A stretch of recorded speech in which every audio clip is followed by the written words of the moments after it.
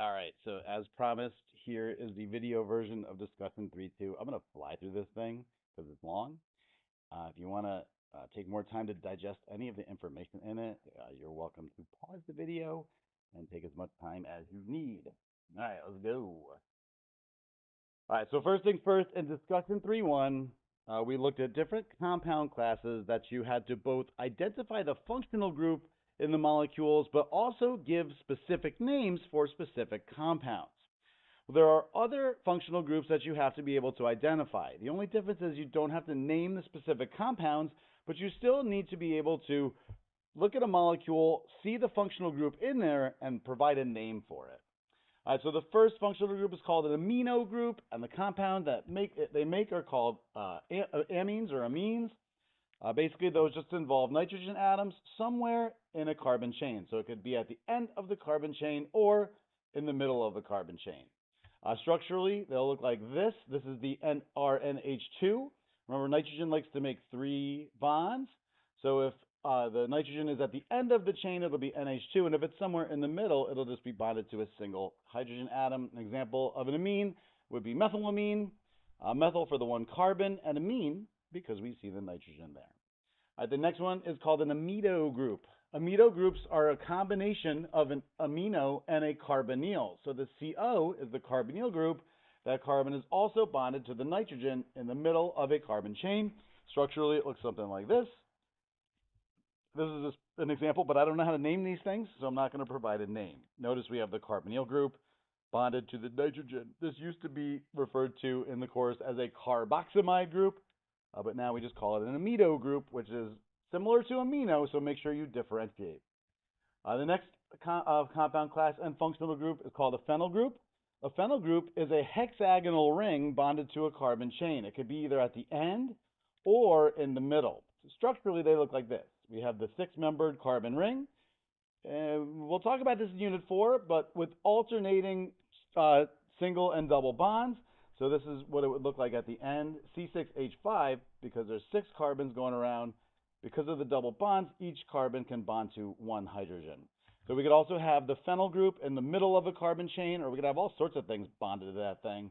But either way, when you see that 6-membered ring with the alternating single and double bonds, that's called a phenyl group. An example of a compound that features it would be methylbenzene, which has a common name, toluene. When we get to Unit 4, we're going to look a lot at structures that are molecules that have that structure. Without anything bonded to it, we call that benzene, which is why when we add a methyl group to it, it's called methylbenzene. All right, next, we have an ester. The compound class and functional group name are the same. An ester is just a carbonyl functional group single bonded to an oxygen atom in the middle of a carbon chain. So structurally, it looks like this, kind of like the amido group, but instead of nitrogen there, it's oxygen. An example of a compound that would feature that functional group is, I believe it should be actually called, no, methyl ethanoate. No, I named that right. I'm sorry. Anyways, I used to have to name these bad boys, but now you don't. All you have to know is when you see this carbon-oxygen double bond with that carbon also single bonded to an oxygen, that's an ester group. And finally, the ether, which features an alkoxy group, is just an oxygen atom in the middle of a carbon chain. So it kind of looks like this. Remember, there will always be a bent geometry around that oxygen atom because of the presence of these lone pairs, which makes ethers very, very, very slightly polar. An example would be ethoxymethane. Maybe it's methoxyethane. I don't remember how. I used to have to teach this, but I don't remember. It's been a while. All right, so this is just a table of vocabulary that you're responsible for. We're going to cover a lot of this in this unit, but then we're going to cover a lot more later in the year, at the end of the year, really, when we go through Unit 10. All right, so just take a moment, pause the video, carefully read the information on this slide. There's really not any reason for me to explain it or just blindly read it to you, so go ahead and pause the video and digest all this information, and feel free to refer back to it in your notes when we're actually going through the rest of this stuff. All right, so again, here are different reaction types that we're going to look at. I said again, even though we're just looking at this for the first time, sorry. So the 4 types are substitution, addition, oxidation, and reduction. Substitution reactions are where one thing replaces another thing or substitutes for it in an organic molecule. Addition are where two or more molecules combine or add together. Oxidation and reduction, we have a whole unit on later in the year, but in this unit, we're just focusing on the fact that oxidation reactions will be the reactions of alcohols, and reduction will be the reactions of aldehydes, ketones, and carboxylic acids. All right, so let's dive into the alkanes. Alkanes are pretty non-reactive. We tend to think of them as reactive since since alkanes are used in gasoline primarily, or petrol if you're from England or Europe. Anyways, I'm going to stop tangentializing. All right, so anyways, alkanes are very, very unreactive because if anything is going to react with them, it's got to get at the bonding electrons between carbon atoms. It's really difficult for anything to do that because those carbon-carbon bonds are pretty stable and the molecules are surrounded with hydrogen. So it's really tough for anything to get in there and react with it. But alkanes can undergo reactions with particularly reactive substances. One type of reaction that we're well familiar with is combustion. Alkanes will burn. And free radical nucleophilic substitution, which is where an alkane will react with a halogen, and the halogen will substitute for one or more of the carbon atoms or the hydrogen atoms on the carbon chain. All right, so let's first look at combustion. Combustion occurs when an alkane, or really any organic molecule, reacts with oxygen, producing more stable products, water, and either carbon monoxide, and or carbon dioxide. And we'll explore that a little bit more going forward. All right, so the general equation of combustion is just a hydrocarbon reacting with oxygen to make carbon-containing carbon oxides and water. Now, notice the Z here. Z could either be 2 to give us carbon dioxide, 1 to give us carbon monoxide, or 0 just to give us carbon. All right, so there's two types of combustion, complete and incomplete. Complete combustion occurs when oxygen is in excess. That means whatever you're burning fully burns. So a specific example of that would be the complete combustion of octane. If the combustion is complete, then there's more than enough oxygen present because it's in excess, so our products will be oxygen rich or oxygen dense. So if it's complete combustion, we'll always make carbon dioxide because there's plenty of oxygen there to react with all the free carbon atoms. If the combustion is incomplete, that means oxygen is limiting, which means the thing you're burning doesn't burn all the way. With incomplete combustion, there's two possible products, carbon or carbon monoxide. Carbon monoxide is just CO, and carbon is that black stuff you see on something that doesn't fully burn. So if you burn a log and the log doesn't burn all the way, all that blackness on the outside is just carbon that was formed from that incomplete combustion. So the other reaction type with alkanes is free radical nucleophilic substitution. Essentially, that's when a nucleophile substitutes for hydrogen atoms on a ring. So this will only occur in the presence of ultraviolet light. Since we have the ozone layer above us, these are reactions that tend to happen high up in the atmosphere. All right, so they are always a three-step process. The first step is always called initiation. In the initiation step, ultraviolet radiation is absorbed by the bonds in chlorine molecules or bromine molecules to break them apart with homolytic fission. Now, if you don't remember what homolytic fission is, go back to that table of vocabulary. All right, so when this happens, we create free radicals. So a chlorine molecule absorbs ultraviolet and breaks into two chlorine radicals. Again, we show the radical by just showing that dot next to it. Notice we see UV on the arrow. When we're writing equations for organic reactions, a lot of times there's going to be things we have to add to the reaction or we need for the reaction to complete, but they are not reactants and products, so won't appear as reactants and products in the equation. If there's any such thing that we need but is not a reactant or product, we put it on top of the arrow. So ultraviolet is needed to break this chlorine molecule apart, but it's not a reactant or product because it's just energy, so we put it UV on the arrow. The next steps are called propagation steps. Propagation means to keep something going, to carry it forward. So the propagation steps in these reactions take the free radicals, or take the alkane we have, and react with different things, to produce additional radicals. essentially these radicals are so reactive that if they're present, the reaction will continue, and if they're not there, the reaction will not happen. So there are two such propagation steps. One shows the alkane, in this case I chose methane, reacting with the chlorine radical. Now that chlorine radical will pull one of the hydrogen atoms off that methane, producing a methyl radical. Now, the hydrogen that it pulls off bonds to the chlorine to make hydrogen chloride. Now, we just made methyl radicals, so those methyl radicals are going to react with stuff. They can react with any diatomic chlorine molecules remaining, right, to produce chloromethane and another chlorine radical. So essentially, this methyl radical is going to be more reactive than the chlorine in that case, and they'll break that apart, take one of the bonding electrons to make that compound, leaving the other chlorine as a radical. Termination steps just occur when free radicals react with one another. So in this case, there are really multiple you can do. You can show those chlorine radicals reacting together to produce diatomic chlorine.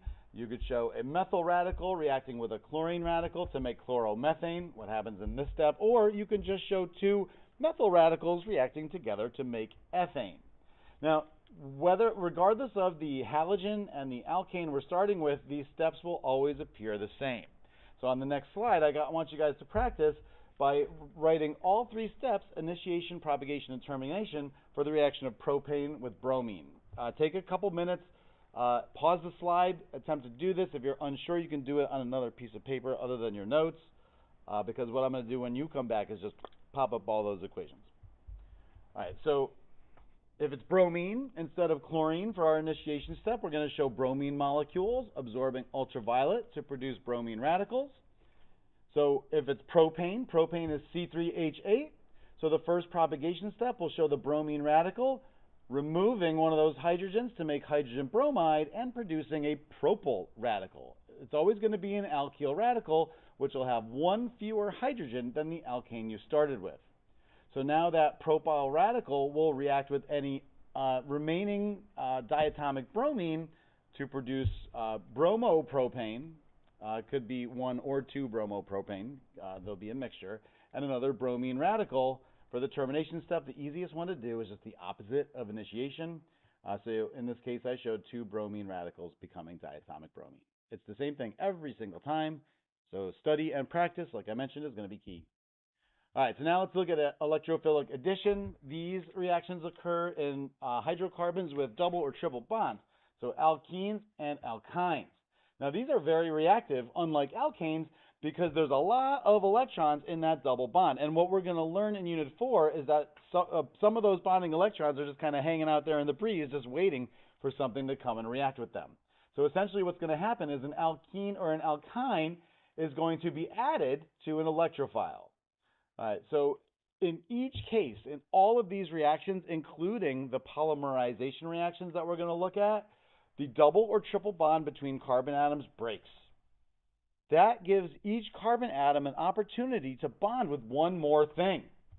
All right, so essentially we take alkenes and turn them into substituted alkanes. So the potential addition reactions we're going to look at are reactions of alkenes with water. Now, again, if each carbon can bond to one more thing, then we're going to react these alkenes with things that have two parts. So in water, the two parts are H and OH. So one of the carbons will bond to a hydrogen, and the other will bond to the OH to make a hydroxyl group or an alcohol. We can react the alkenes with halogens, right? Halogens are diatomic, so they contain two bonded atoms, and the hydrogen halides, which would be either HF, HCl, HBr, or HI, have the H and the halogen. All right, so examples of electrophilic addition, the reaction with water. So in this example, we have ethene reacting with water. When the reaction happens, both the double bond between these two carbon atoms breaks, so they can each bond to one more thing. One of them will bond to the hydrogen in water, and the other will bond to the OH in water. Notice the H plus on the arrow. You need concentrated acid to actually initiate this. This just adds additional electrophilic hydrogen into the mixture, so we can.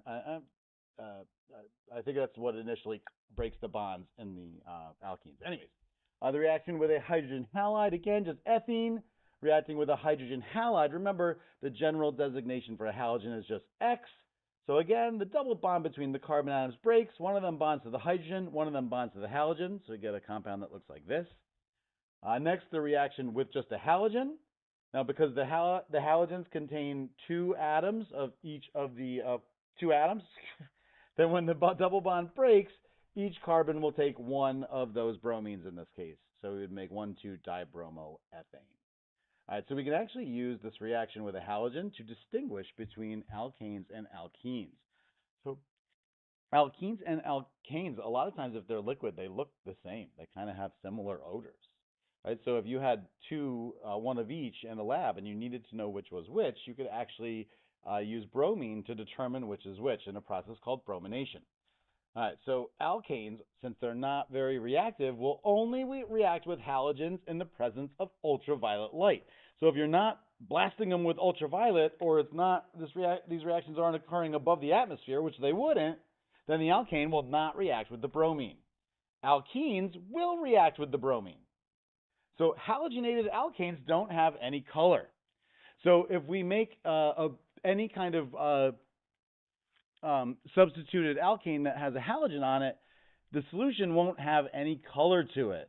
But bromine, as we know, is a deep red color. So when bromine is mixed with the alkane, no reaction occurs, so the bromine will remain unchanged, so you'll see that red color in the mixture. Alkenes, however, will react with the bromine, so the color will disappear. So if you mix bromine with your samples, the one that appears red after you add the bromine is the alkane, and the other one is the alkene. All right, so next we'll talk about nucleophilic substitution. These are reactions of halogenoalkanes with a nucleophile. Usually the nucleophile we use is either hydroxide ions, OH-, or cyanide ions, but really you could use a lot of things. We're going to dive way deeper into these types of reactions in Unit 10. So for now, all you need to know is that it's a halogenoalkane that reacts with a nucleophile, something that has a negative charge, and that thing with negative charge, the nucleophile will substitute for the halogen on the halogenoalkane. All right, so one example of this would be chloromethane. Here we have a halogenoalkane. If we react it with hydroxide ions, the hydroxide ions will replace the chlorine, which produces a chloride ion as well, and in this case, methanol. Again, we're going to go way deeper, way more in depth with these reactions later in the year. So for now, I just need you to know that it's a halogenoalkane reacting with something that has a negative charge. All right, now polymers. Polymers are huge molecules that consist of repeating units called monomers. A lot of the stuff we deal with in daily life are polymers. Wood is a polymer. All plastics are polymers. I mean, just about everything we see that's not metallic in nature, everything we use is a polymer. My cup is the cup is probably some metal or whatever. All right, I'm wasting time. All right, so there are two kinds of polymers, natural and synthetic. The natural polymers, cellulose, which is the main structural component of wood and plants, and multicellular organisms, proteins, DNA, things like that. And synthetic polymers are things that we make, so think Teflon, PVC, all plastics, Play-Doh. All right, so there's two kinds of polymers we're going to look at, addition polymers and condensation polymers. So addition polymers are the reactions, they're the electrophilic addition of alkenes reacting with themselves. So just like with all electrophilic addition reactions, the double bond breaks, and then each carbon around that double bond can bond to one more thing. The one more thing in this case is just more molecules of the same thing. And condensation polymers are reactions of compounds that have functional groups on either ends of a carbon chain. Right? When they bond together, they produce smaller molecules as well, specifically water if it's a condensation polymer. All right, so let's look at examples of each. All right, so if the compound we're going to perform addition polymerization with is ethene, ethene starts out looking like this. Now, when the reaction happens, we'll produce the monomer. The monomer is the unit that repeats. So when that double bond breaks, the monomer just looks like this. Now, notice that we put this monomer in parentheses. We show bonds extending beyond the parentheses with a little n subscripted outside. what this tells us is that this is just one part of many, and that a polymer doesn't exist as just two carbons. It'll be a long, long chain, and the N just refers to the number of monomers that are bonded together. Generally, if you're asked to show a structure of a polymer, they'll ask for 3 repeating units. Since each repeating unit is 2 methylene groups to show the polymer, we just show 6 of them in a row, same thing, put it in parentheses with the N outside. All right, so if it's propene, propene means that there's a double bond. Now this one is used frequently by the IB because it makes you think. When this molecule undergoes addition polymerization, the double bond breaks, and these 2 carbon atoms are the ones that bond to one more thing. These will be the links in the chain. So the monomer will have 1 carbon bonded to 2 hydrogens, and the other carbon bonded to a hydrogen and a methyl group. So it looks kind of like this. This methyl group basically just got to get out the way. If you ever have to do the polymer, monomer, or polymer for an alkene with more than 1 carbon atom, what I recommend you do is just draw this in 2 dimensions where you make all these bond angles look like they're 90 degrees. That way this methyl group would be down there or really up there, wherever, and that will help remind you that we're only going to link up the chains at these points. So those 2 carbons will be the link. Oops, whoopsie, I didn't draw this properly. I guess I was doing a lot of drawing yesterday when I set this up. But anyways, the second carbon, every other carbon up here should actually be a methyl group, CH3, and not H. But at this point, I'm not fixing it. All right, so if it's fluoroethene would just be an ethene molecule with a fluorine on it. If we did addition polymerization, this carbon would have a fluorine and a hydrogen. The double bond gets eliminated. The other carbon just has the 2 hydrogens, so the polymer would look like that. All right, again, if you need to at any point, go ahead and pause the video and digest the information. You can also use other sources like, your Google machine. All right, next is condensation polymers. Condensation polymers, again, are where molecules that have reactive ends react together. When that happens, smaller molecules are also produced. That contrasts the addition polymerization, because the addition polymerization just makes one big polymer. These produce something else as well. Condensation polymer, that's going to be water. All right, so just as a little additional vocabulary, the types of the types of molecules that will react will have functional groups on both ends. So a diol is just a molecule that has hydroxyl groups on each end. A dioic acid has carboxyl groups on each end, and a diamine has amino groups on each end. So an example of a condensation polymerization could be ethene-1,2-diol reacting with diethanoic acid. So ethene-1,2-diol, eth for 2 carbons, 1,2-diol to tell us that there's a hydroxyl group on carbon 1 and carbon 2. And diethanoic acid is just, eth tells us 2 carbons, the di tells us there are 2 carboxyl groups, so it looks like this. Now when these reactions happen, well, when acid ever reacts with anything, the hydrogen atom on it breaks off. Now that hydrogen atom will react with the hydroxyl group on the alcohol to make water, and then the 2 molecules will link at that point. So this oxygen will bond to that carbon, making a product that looks like this. Just go ahead and look to see what happened, and the other product will be water. Again, pause if you need to. All right, so for this type of polymerization to occur, each of the reactant must have functional groups on both ends. So in a multiple choice setting, they might give you 4 sets of molecules. Only one will have 2 molecules that have reactive ends on both sides. All right, so last reactions we're going to talk about are the oxidation and reduction. Before we can talk about these, we have to talk about designations for alcohols, amines, and halogenoalkenes. And those designations are primary, secondary, or tertiary. All right, so if a carbon atom that's bonded to the functional group itself is bonded to 1 carbon atom, then that compound is considered primary. The one with the degree symbol you'll also sometimes see to designate primary. If the carbon atom bonded to the functional group itself is bonded to 2 carbon atoms, then it will be secondary. And if it's bonded to 3 carbon atoms, then it will be tertiary. So an example of a primary alcohol would be this. The functional group here is the hydroxyl group. The carbon atom that it is bonded to is only bonded to 1 other carbon atom, making it primary. A secondary amine would look like this.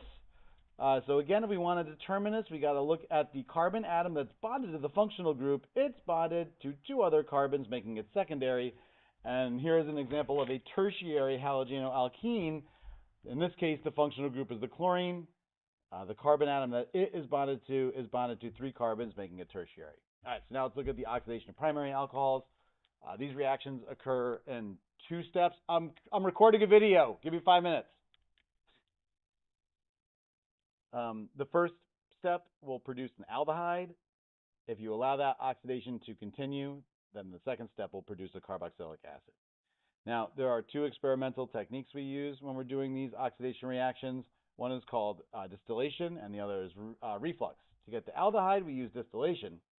And if we want to get the carboxylic acid, we have to use reflux. All right, so distillation, here's a setup for it. So we have a round bottom flask with our reactants. In this case, it would be the alcohol and whatever oxidizing agent we're using. And you see a flame underneath because we're going to heat it.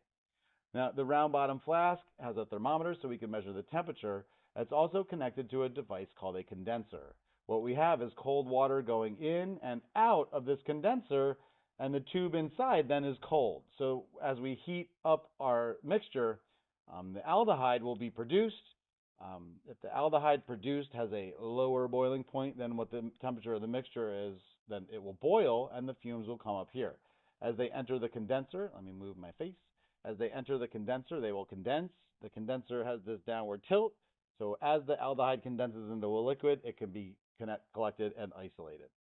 Now, if we're using alcohols, chances are that alcohol is a solution mixed with water. Even though the alcohol has what I want to say is some of the alcohol will evaporate, some of the water will also evaporate and end up over here. So generally when we distill, what you'll do is you'll take what forms and redistill it, and then take what forms from that distillation and redistill it. The more times you do it, the more pure it gets. All right, so a reflux setting is the same thing basically, but instead of being tilted down, the condenser goes straight up, and it's capped at the top. So as the reaction happens, when the fumes go up, they condense in the condenser and fall right back down in. So the whole idea is that we want to keep that aldehyde in the reaction mixture so it continues to oxidize into the carboxylic acid. All right, so for the oxidation of secondary and tertiary alcohols, again, primary produces the aldehyde and then the carboxylic acid. A secondary alcohol just undergoes oxidation in a 1-step process that produces a ketone. It doesn't matter whether you use distillation or reflux because it's only 1 step. All right, so an example of that would be propentuol. If we oxidize it, we just show the oxidizing agent as the capital O in square brackets. Then we would produce propanone, or acetone is the common name. Tertiary alcohols cannot be oxidized, so there will be no reaction happening there. I'm sorry that I'm rushing at the end. I'm just being rushed by all the kids waiting at my door, even though it's only 7:49. All right, and finally, reduction. All right, so each of those products of the oxidation reactions, the aldehydes, ketones, and carboxylic acids, if an alcohol can be oxidized to produce them, then those compounds can be reduced to go back and produce the alcohols. All right, so carboxylic acids could be reduced to aldehydes using a compound called lithium aluminum hydride, which is LiAlH4, lithium aluminum hydride. Aldehydes could be reduced back to primary alcohols using a compound called sodium borohydride. So again, primary alcohols are oxidized to produce aldehydes, and aldehydes are oxidized to produce carboxylic acids. So carboxylic acids could be reduced to aldehydes, and aldehydes could be reduced back to primary alcohols. Ketones, since they are produced from the oxidation of secondary alcohols, if you reduce them, you can reduce them back to a secondary alcohol, just like with the aldehydes, using this thing called sodium borohydride. So just so you're aware, this reducing agent, the lithium aluminum hydride, can actually also be used to reduce both of those compounds, but the sodium borohydride is not a strong enough reducing agent to reduce the carboxylic acid. Uh, and that's it. Yay. All right, so obviously I'll give you more detail and we'll take more time in class, but if anybody has any questions, of course, I'm always here for you. And thanks for watching.